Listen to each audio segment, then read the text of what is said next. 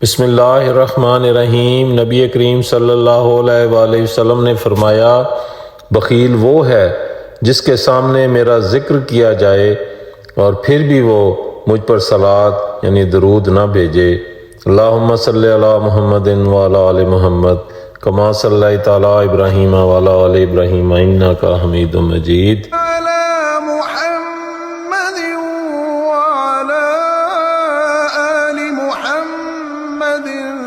كما صليت على إبراهيم وعلى آل إبراهيم إنك حميد مجيد اللهم بارك على محمد وعلى آل محمد كما باركت على إبراهيم وعلى آل إبراهيم إنك حميد مجيد